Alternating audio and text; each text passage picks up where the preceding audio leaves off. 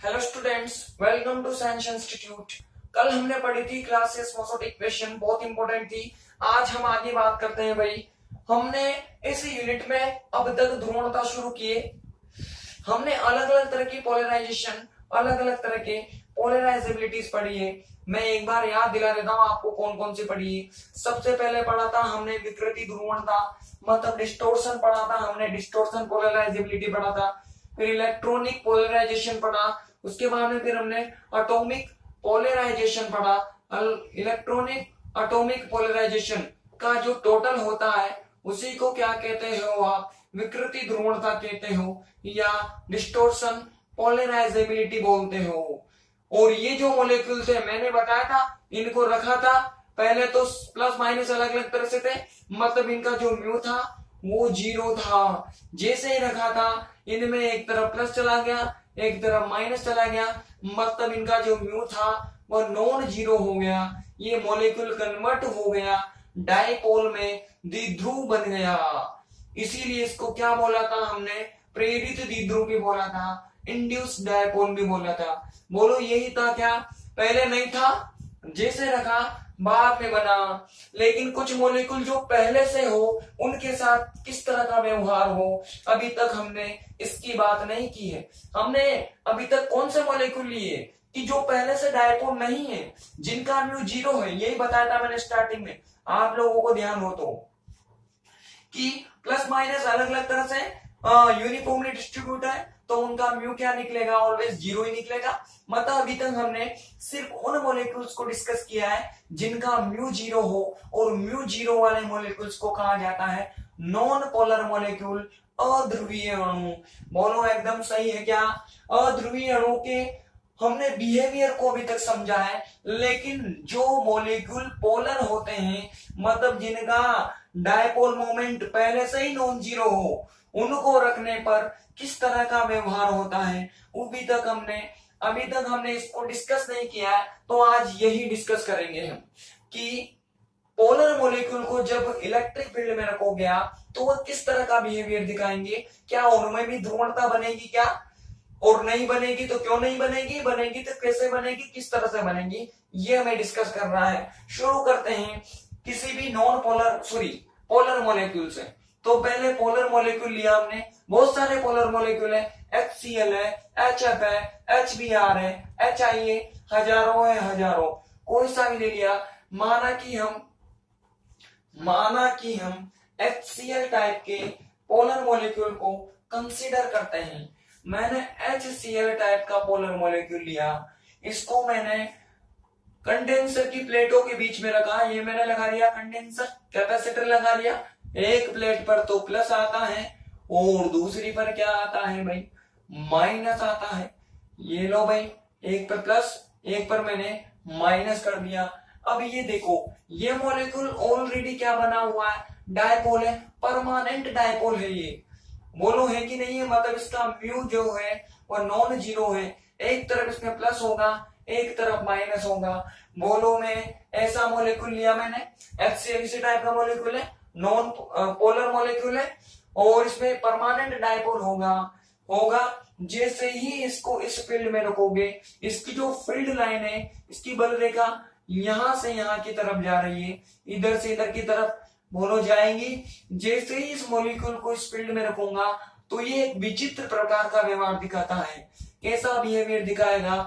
माना कि इसकी जाने की दिशा ये थी, इन फील्ड लाइन की जाने की दिशा को मैंने डैश डैश से दिखा दिया, तो ये मॉलिक्यूल इस तरह से ओरिएंट हो जाता है भाई, इस तरह से अभिविन्यासित हो जाएगा।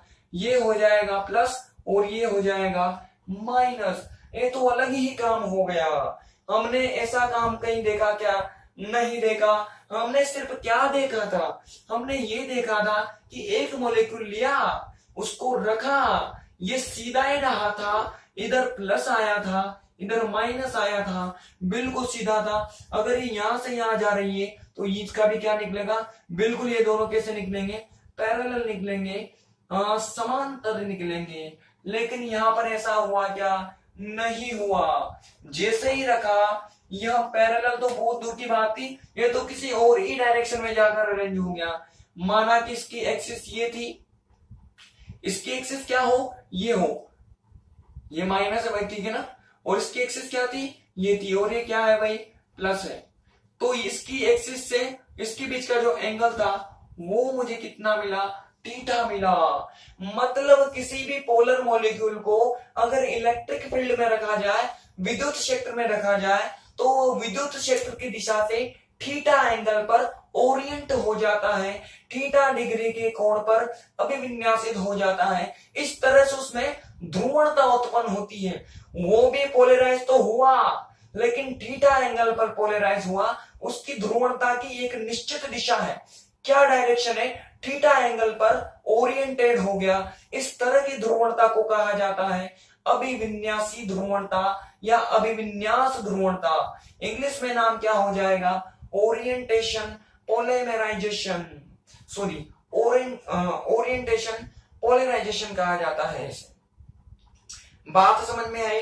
अब तक ऐसा नहीं हो रहा था, सीधे ही थे, समांतर थे, पैरेलल थे, लेकिन जो भी पोलर मॉलिक्यूल होगा, जो परमानेंट डायपोल हो, और परमानेंट डायपोल कौन होते हैं, जिनका म्यू नॉन जीरो होता है, जब उनको रखोगे आप तो वो इस तरह का बिहेवियर दिखाएंगे, मतलब उसकी डायरेक्शन से थीटा एंगल पर जाकर अरेंज हो जाएंगे, व्यवस्थित हो जाएंगे। इस तरह से उनमें ध्रुवणता उत्पन्न होगी, पोलराइजेबिलिटी इंट्रोड्यूस होगी। इस तरह की पोलराइजेबिलिटी को कहा जाता है अभिविन्यास ध्रुवणता या ओरिएंटेशन पोलराइजेशन कहा जाता है इसे। आ गई बात समझ में? इसे रिप्रेजेंट किया जाता है अल्फा म्यू से। क्या, अल्फा म्यू। इनमें विकृति तो आएगी आएगी, माना कि पहले ये इतनी दूरी पर हो, पहले ये इतनी दूरी पर हो, तो यहां पर रखते इनके बीच की दूरी बढ़ जाएगी, ये कुछ यहां चला जाएगा, ये कुछ यहां चला जाएगा, मतलब इनमें विकृति तो आई, डिस्टोर्शन तो हुआ, लेकिन थीटा एंगल पर डिस्टोर्शन हुआ। अब विकृति आने वाली ध्रुवणता को किससे लिखते थे हम, अल्फा डी से लिखते थे। एक्स्ट्रा कौन सी आ गई इनमें, थीटा एंगल वाली आ गई, उसको कैसे लिखोगे आप, अल्फा म्यू से। तो इनकी जो टोटल पोलराइजेशन होगी वो क्या हो जाएगी, अल्फा हो जाएगी, अल्फा डी और अल्फा म्यू का टोटल हो जाएगी। बोलो बात समझ में आई? दोनों मैंने क्लियर किए। थीटा एंगल पर जो पोलराइजेशन निकलेगा उसको हम अल्फा म्यू बोलेंगे, और ये अल्फा डी कैसे बनी, पहले ये इतनी दूरी पर थे तो दूरी बढ़ेगी, मतलब अभी भी डिस्टोर्शन तो हुआ, मतलब विकृति ध्रुवणता तो यहां भी है, तो अल्फा डी भी लिखना पड़ेगा। और एक एक्स्ट्रा है अल्फा म्यू वाली, थीटा एंगल पर वाली, मतलब अल्फा म्यू भी लिखना पड़ेगा। टोटल निकालने तो क्या करेंगे, अरे जोड़ेंगे इसे ही, और क्या करेंगे, अल्फा डी प्लस क्या हो जाएगा, अल्फा म्यू। तो इस तरह के मॉलिक्यूल की अगर आपको कुल ध्रुवणता निकालनी हो, टोटल पोलराइजेबिलिटी निकालनी हो, तो आपको अल्फा डी और अल्फा म्यू दोनों को टोटल करना पड़ेगा। इस वाली समीकरण को अप्लाई करना पड़ेगा किस तरह के मॉलिक्यूल के लिए, पोलर मॉलिक्यूल के लिए जिनका म्यू नॉट इक्वल टू 0 हो। बोलो बात समझ में आई कि नहीं आई? हाँ, समझ में आई बात? अगर मुझे किसी भी पोलर मॉलिक्यूल की बात करनी हो, फोर पोलर मॉलिक्यूल्स मतलब ध्रुवीय अणुओं के लिए, ध्रुवीय अणुओं के लिए बताओ, ध्रुवीय अणुओं के लिए मैं अगर अल्फा को रिप्रेजेंट करना चाहूं तो मुझे अल्फा डी भी लिखना पड़ेगा और अल्फा म्यू भी लिखना पड़ेगा। लेकिन अगर मैं किसी नॉन पोलर मॉलिक्यूल की बात करता हूं तो नॉन पोलर मॉलिक्यूल में बताओ ये घटना संभव है क्या, ये फिनोमेना हो सकता है क्या, अध्रुवीय अणु।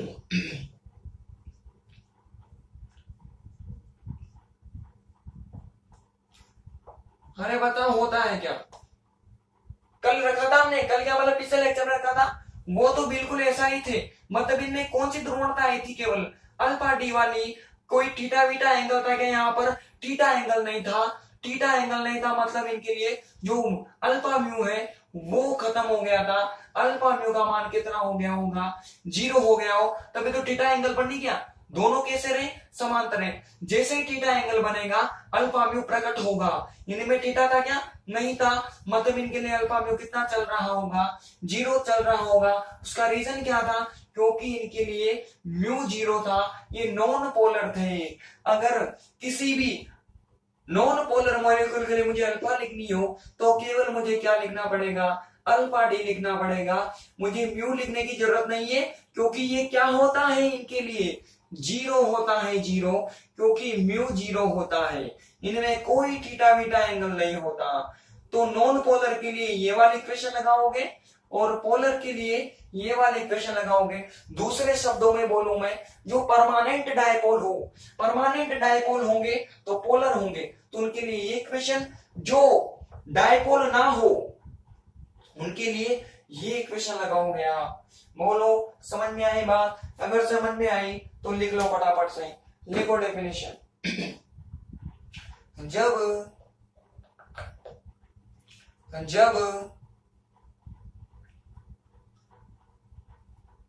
किसी ध्रुवीय अणु को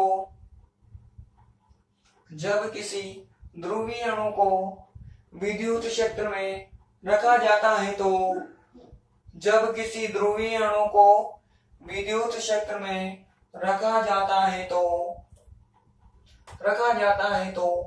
वह विद्युत क्षेत्र की दिशा से थीटा डिग्री पर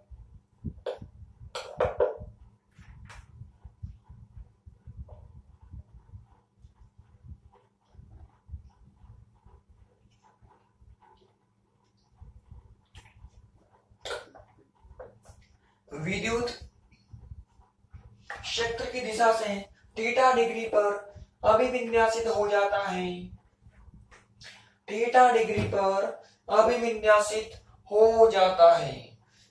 इस प्रकार इन अणुओं में उत्पन्न ध्रुवणता को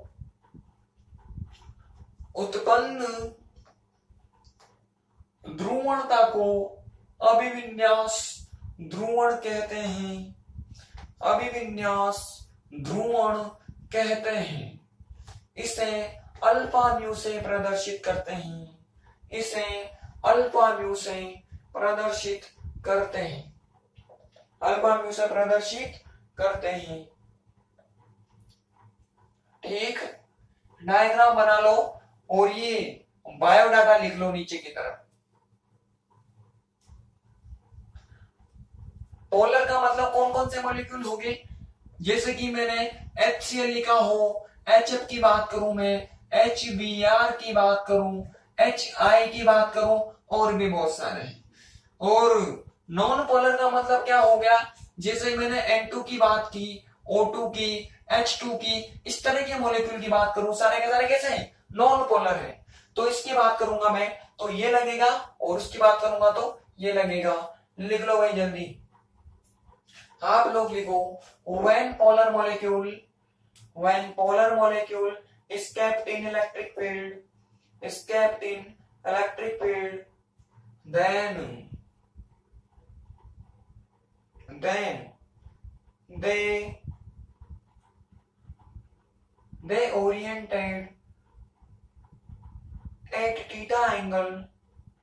they oriented at theta angle from direction of electric field,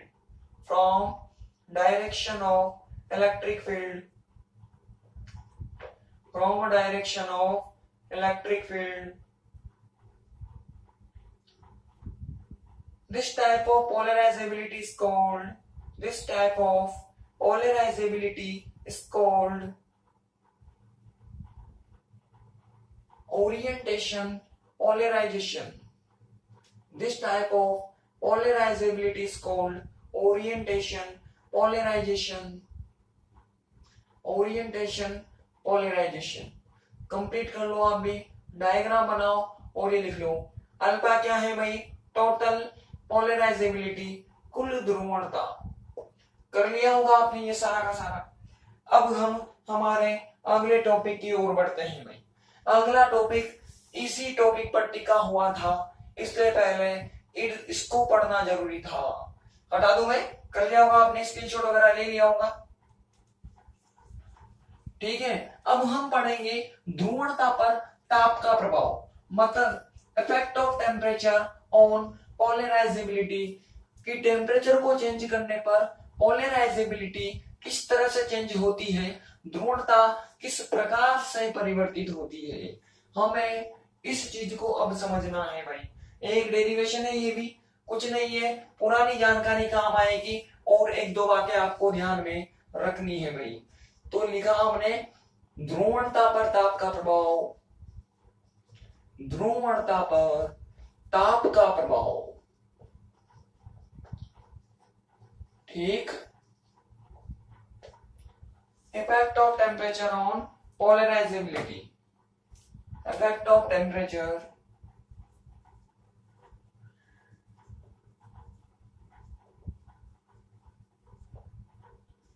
on polarisability.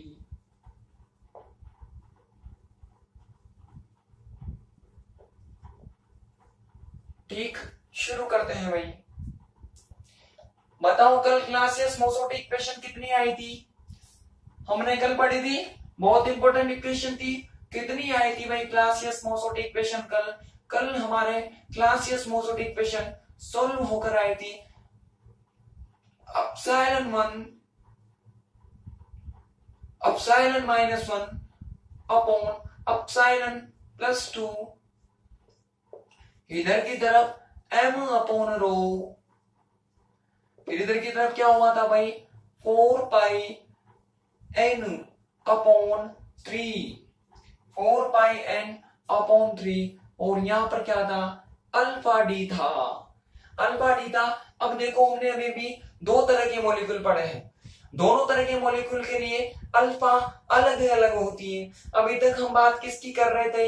हम नॉन पोलर मॉलिक्यूल की बात कर रहे थे, अध्रुवीय अणुओं की बात कर रहे थे। मतलब उनके लिए हम क्या हो लिखा, उनके लिए क्या होता था अल्फा अल्फा डी के बराबर होता था। इसलिए हमने देखा था कि अल्फा लिखो अल्फा डी लिखो दोनों सेम थे। तो अभी तक हम क्या लिख रहे थे अल्फा डी लिख रहे थे, लेकिन अब दूसरे मॉलिक्यूल भी आ गए हमारे पास। कौन से मॉलिक्यूल आ गए? नॉन पोलर मॉलिक्यूल आ गए, जिनके लिए अल्फा अल्फा डी के बराबर नहीं होता है, कुछ मान जुड़कर बराबर होता है। मतलब इस इक्वेशन में डी को हटाकर क्या कर दो अल्फा कर दो। अगर नॉन पोलर होगा तो स्वतः यहाँ पर क्या आ जाएगा डी आ जाएगा, लेकिन अगर पोलर हुआ तो फिर यहाँ पर अल्फा डी के साथ साथ कौन आएगा अल्फा भी आएगा, तब जाकर ये इक्वेशन ज्यादा करेक्ट होगी। आ गई बात समझ में? हम इसको मोर करेक्ट करना चाहते थे, मोर करेक्ट करने के लिए हमने डी को हटाया और सिर्फ अल्फा लगाया। अब ये सबके लिए लगेगी, ये नॉन पोलर के लिए भी लगेगी, पोलर के लिए भी लगेगी। लेकिन अगर मैं सिर्फ डी करता हूं यहाँ पर तो ये किसके लिए लगेगी? सिर्फ ये केवल नॉन पोलर के लिए लगेगी। लेकिन हम तो दोनों के लिए लगाना चाहते थे, हम एक जनरल इक्वेशन बनाना चाहते हैं कि नॉन पोलर हो पोलर हो भैया ये लगा लो, ये इक्वेशन है। ये केवल नॉन पोलर के लिए, हम दोनों के लिए करेंगे तो इस डी को हटाकर क्या कर दो आप सिर्फ अल्फा कर दो। मैंने ख्याल से इस बात को समझने में आप लोगों को ज्यादा दिक्कत नहीं हो रही होगी उस टॉपिक को समझने के बाद। ठीक, अब हम जानते हैं वॉट अल्फा बराबर क्या होता है alpha D plus alpha mu होता है। देरी किस बात की है? वैल्यू पुट करो, वैल्यू पुट करो भाई, टाइम लगाना ही नहीं है हमें किसी भी चीज में। ठीक, ये हो जाएगा 4 पाई n अपॉन 3 और ये alpha D plus alpha mu हो जाएगा। मल्टीप्लाई करो अंदर की तरफ, ये हो जाएगा भाई m अपॉन रो, और ये हो जाएगा एक बार इसके साथ एक बार इसके साथ 4 पाई n अपॉन 3, ये अल्फा डी प्लस एक बार म्यू के साथ भी लिखो इसको घुमा के अल्फा म्यू, सॉरी 4 पाई n अपॉन 3, और ये क्या हो जाएगा अल्फा म्यू हो जाएगा। बोलो होगा कि नहीं होगा? होना चाहिए, इतना होगा भाई, ठीक है ना, इतना होगा। अब देखो इसमें क्या क्या है, ये क्या होता है, ये जो वैल्यू है वह तो किसके बराबर होती है पीएम के बराबर होता है। हमने कल ही मान लिया था इस चीज को, तो लिख देते हैं, लेकिन एक बार वो लिखने में क्या जाता है हमारा, केवल मार्कर की शायद तो खत्म होगी थोड़ी सी और आपके पेन की होगी। मैंने तो मार्कर की इंक खत्म होगी और आपके एन की भी इंक खत्म होगी, हो जाने तो थोड़ी सी खत्म होने से कोई फर्क नहीं पड़ता। लिख देते हैं एक बार, पीएम बराबर इतना हो गया। इसके बगल में जो ये इतना मान होता है, इस मान को कहा जाता है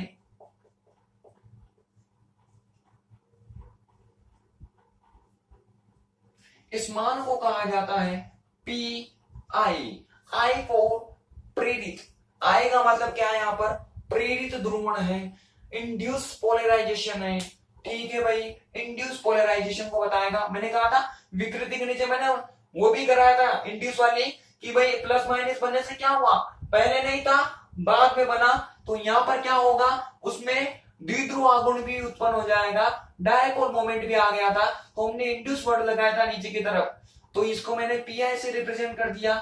और जो पीछे वाला था 4 pi N upon 3 alpha mu है, ये क्या था, ये तो ओरिएंटेशन से रिलेटेड है, अभी विन्यास से संबंधित है, तो नीचे क्या लगा दो, पीओ लगा दो। मतलब है किसकी टर्म को बताएगा, ओरिएंटेशन वाली टर्म को बताएगा, अभिविन्यासी ध्रुवणता की टर्म को बताएगा या उसके ध्रुवण की टर्म को बताएगा। आगे बात समझ में, दोनों मान ऊपर वाली समीकरण में रख दो, तो देखना ध्यान से क्या हो जाएगा भाई। एक चीज और कर देते हैं, 1 मिनट पहले मैं ना मार्कर में इंक भर लेता हूं ना, वरना दिखेगा नहीं आप लोगों को। चलो भाई वैल्यू पुट कर देते हैं, इधर की तरफ भी कर देते हैं क्योंकि अभी भी काफी कुछ बाकी है। वैल्यू पुट कर दो भाई ऊपर वाली इक्वेशन में, तो मैंने इसकी जगह क्या कर दिया, पीएम कर दिया भाई, ये लो पीएम हो गया, पीएम हो गया। इधर की तरफ क्या था, 4 पाई एन अपॉन 3, और ये अल्फा डी, और ये हो जाएगा 4 पाई एन अपॉन 3, और ये हो जाएगा अल्फा म्यू। इस पीआई की पीओ की वैल्यू पुट मत करना, ये तो हमने समझने के लिए लिखा है भाई। ये किससे रिलेटेड है, इंडक्शन से रिलेटेड है, मतलब इंड्यूस, इससे ये प्रेरित से रिलेटेड है, और ये ओरिएंटेशन से रिलेटेड है, तो इनको पीआई और पीओ बोला जा सकता है। हमें पीएम की वैल्यू पुट करनी है हमने। आगे बढ़ो, आगे क्या बढ़ा हमने, देखो जो ये अल्फा म्यू होता है, इस अल्फा म्यू का एक फॉर्मूला होता है, उस फॉर्मूले को आपको सीधे ही याद करना पड़ेगा।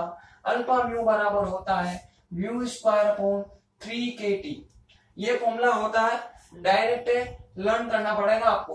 अल्फा म्यू बराबर म्यू स्क्वायर अपॉन 3kT। अब सब तो जानते हैं, म्यू बराबर डायपोल मोमेंट, द्विध्रुव आघूर्ण, टी ताप होता है, के क्या होता है, बोल्ट्जमान कांस्टेंट। ठीक है, सब जानते हैं। वैल्यू पुट कर दो पीएम में, तो पीएम बराबर हो जाएगा यहां से कितना हो जाएगा भाई, 4 pi N upon 3 alpha D. इधर की तरफ ये 4 पाई, ठीक है, एन था, ये एन हो गया। अब म्यू की जगह क्या आ जाएगा, अल्फा म्यू की जगह क्या आ जाएगा, म्यू स्क्वायर अपॉन, और नीचे की तरफ क्या है 3, और यहां से कितना आया 3kT। बोलो आया कि नहीं आया, 4 pi n mu square upon 3kT, और इधर की तरफ क्या हो जाएगा 3 हो जाएगा। इसको सोल्व कर दो भाई थोड़ा सा, देखो सोल्व करेंगे तो क्या हो जाएगा, ये पीएम बराबर 4 पाई एन अपॉन 3, और ये हो जाएगा अल्फा डी। देखो 4 पाई एन और ये हो जाएगा अल्फा म्यू स्क्वायर, ये 3 इंटू 3 कितना हो गया 9, ये हो जाएगा के। बोलो होगा, और जो 1/t था ना, इसको मैंने ऐसे लिख दिया। बोलो किसी को कोई दिक्कत। अब यहाँ पर देखो एक बार और थोड़ा सा मान लेते हैं, क्या माना मैंने, जो 4 pi N alpha D upon 3 था, इसको तो मैंने मान लिया ए, और जो ये था 4 pi n mu square upon 9k था, इसको मैंने मान लिया बी। ऐसा मान लो तो किसी को कोई दिक्कत, ये अलग से कांस्टेंट है, ये अलग से कांस्टेंट है, ये सारा का सारा अलग है, ये सारा का सारा अलग है। इनको ए बी इसलिए बोला क्योंकि हम सिर्फ चेंज किसके साथ देखना चाहते हैं, टेम्परेचर के साथ में देखना चाहते हैं। तो इन बाकी क्वांटिटीज का क्या काम, इन्हें कोई भी चीज मान के छोटा कर दो, तो ये हो जाएगा ए और ये हो जाएगा बी अपॉन टी। बोलो हुआ कि नहीं हुआ। इसको मैं चाहूं तो ऐसे लिख दूं तो भी कोई दिक्कत नहीं है। अब इसकी तुलना कर दो, y बराबर एम एक्स प्लस सी से तुलना करने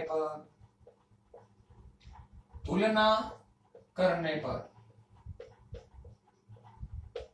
ठीक है ना, ऑन कंपेयरिंग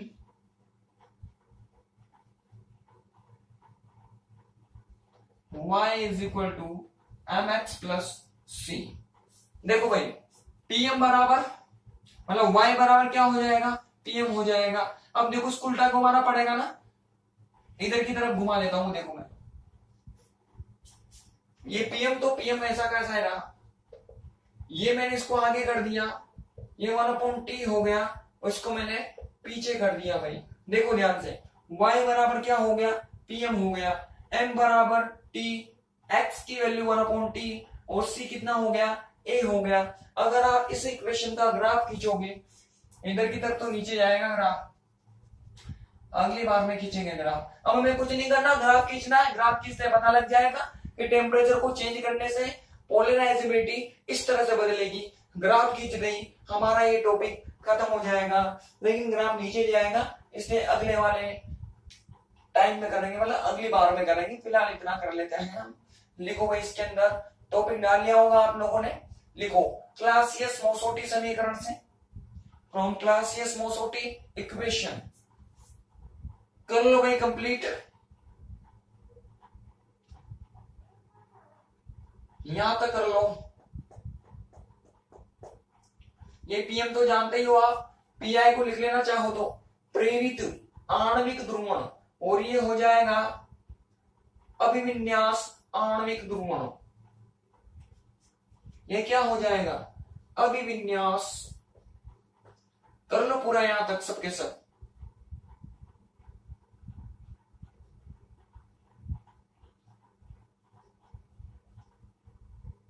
आणविक ध्रुवण, ओरिएंटेशन,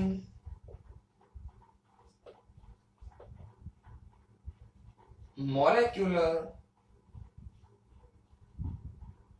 पोलराइजेशन।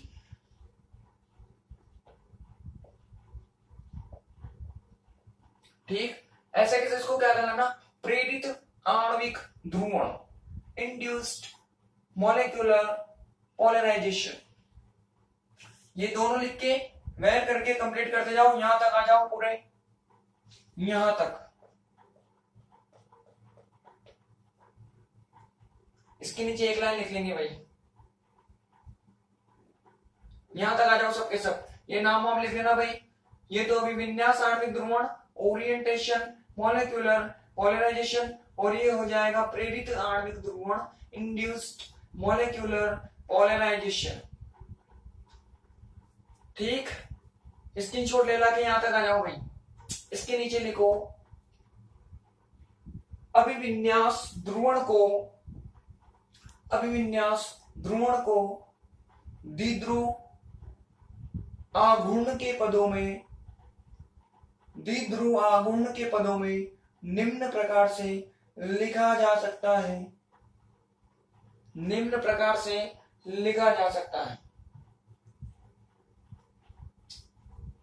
ठीक, कर लो कंप्लीट यहां तक। आप लोग भी लिख लो, कर लिया होगा यहां तक आपने। Orientation polarization can be represented in terms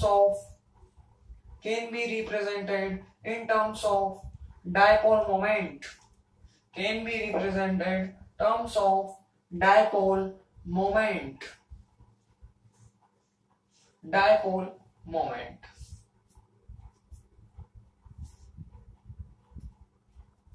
ठीक, कर लो कंप्लीट, यहां तक आ जाओ फटाफट से, जल्दी आ जाओ भाई।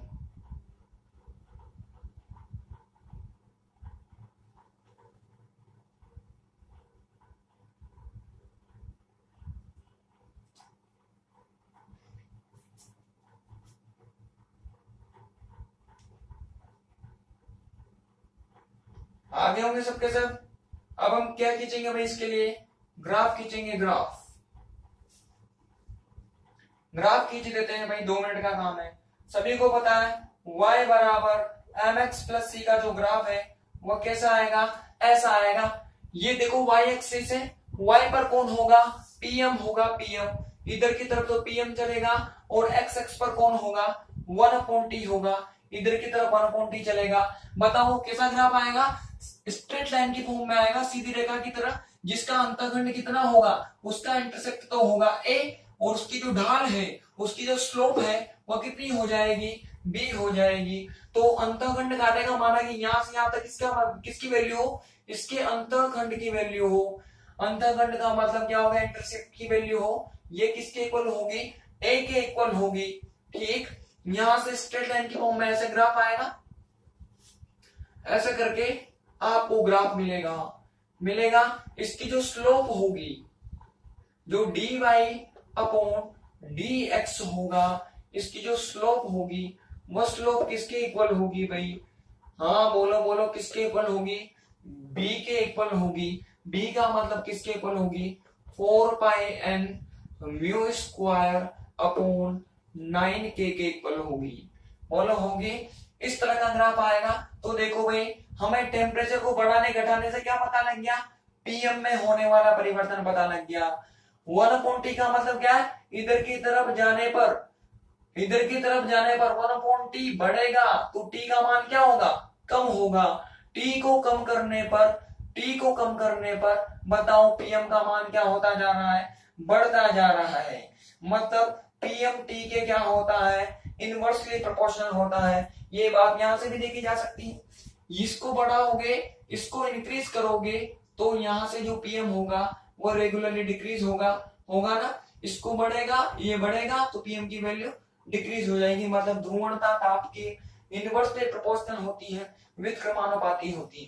इसी ग्राफ को हम अगर पोलर और नॉन पोलर मॉलिक्यूल के लिए खींचे, पोलर और नॉन पोलर मॉलिक्यूल के लिए, अब बताओ, अगर मैं पोलर मॉलिक्यूल की बात करता हूं, मतलब जिनके लिए म्यू नॉट इक्वल टू 0 हो, उनके लिए बताओ म्यू का मान होगा, तो उनके लिए हमें बी का मान मिलेगा, तो उनके लिए ए तो था ऐसा ही, उनके लिए बी भी होगा। मतलब इस क्वेश्चन सॉल्व होकर कैसी मिलेगी, मैं ऐसी ही मिलेगी जैसी कि हमने लिख रखी है। तो उन मॉलिक्यूल के लिए जो ग्राफ है ये कैसा मिलेगा भाई, ऐसा ग्राफ मिलेगा।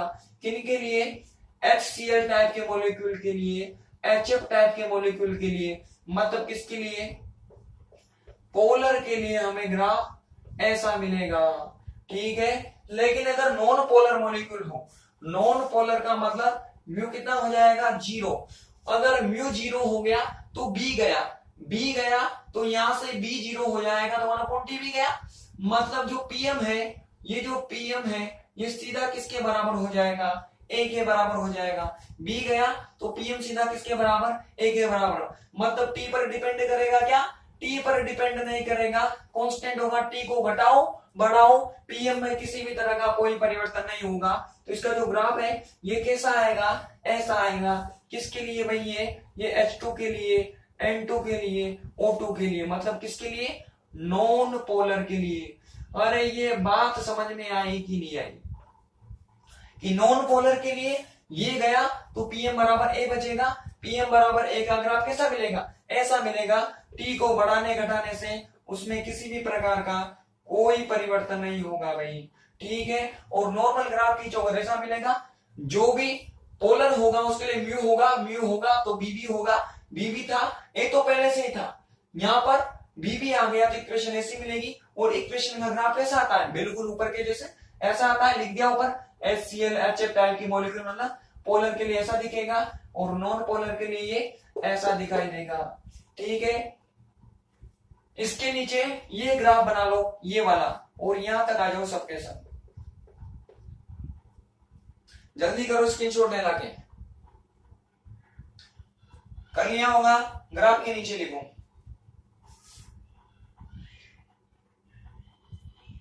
ध्रुवीय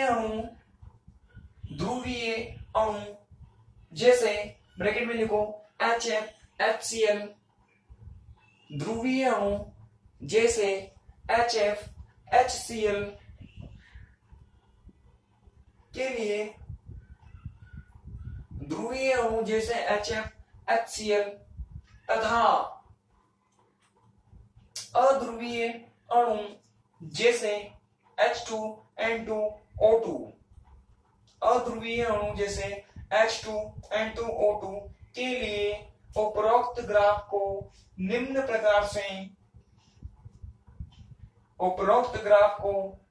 प्रकार से खींचा जा सकता है। निम्न प्रकार से खींचा जा सकता है। निम्न प्रकार से खींचा जा सकता है। ग्राफ बना लो भाई और लिख लेना पोलर नॉन पोलर, ध्रुवीय अध्रुवीय। आप लोग भी लिखो for polar molecules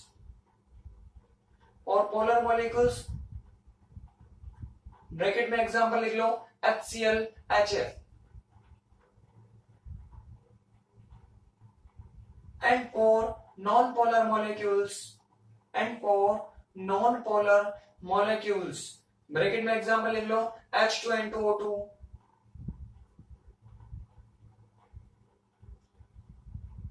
above graph can be drawn in following way। above graph can be drawn in following way। above graph can be drawn in following way। ठीक है, इनके लिए म्यू नॉट इक्वल टू 0 और इनके लिए mu equal to क्या हो जाएगा, 0 हो जाएगा। ठीक है भाई, बना लो ग्राफ। इसी के साथ हमें पता लग गया कि टेम्परेचर को चेंज करने पर उसकी ध्रुवणता में किस प्रकार का परिवर्तन हुआ। तो यहां से हमने देखा कि नॉन पोलर मॉलिक्यूल के लिए टेम्परेचर को चेंज करने पर जितने भी अध्रुवीय अणु होंगे उनको टेम्परेचर को चेंज करने पर उनके लिए पोलराइजेबिलिटी में कोई परिवर्तन नहीं होता, ऐसा ग्राफ मिलता है। लेकिन जो पोलर मॉलिक्यूल होते हैं उनमें टेम्परेचर को चेंज करने पर पोलराइजेबिलिटी बदलती है, ध्रुवणता बदलती है। अगर बढ़ाओगे तो पीएम का मान कम हो जाएगा। मतलब कैसी होती है, इनवर्सली प्रोपोर्शनल होती है, इनवर्सली प्रोपोर्शनल। आ गई बात समझ में? तो कर सकते हो ना, आपसे पोलर के लिए है तो भी यही ग्राफ मतलब यही करना है, और नॉन पोलर के लिए है तो भी आपको यही डायग्राम मतलब यही डेरिवेशन करना है। बात समझ में आई? आज के लेक्चर में इतना ही। कल हम ध्रुवणता में आगे बढ़ेंगे भाई। अभी और गेम बाकी है ध्रुवणता का, सस्पेंस अभी बाकी है भाई।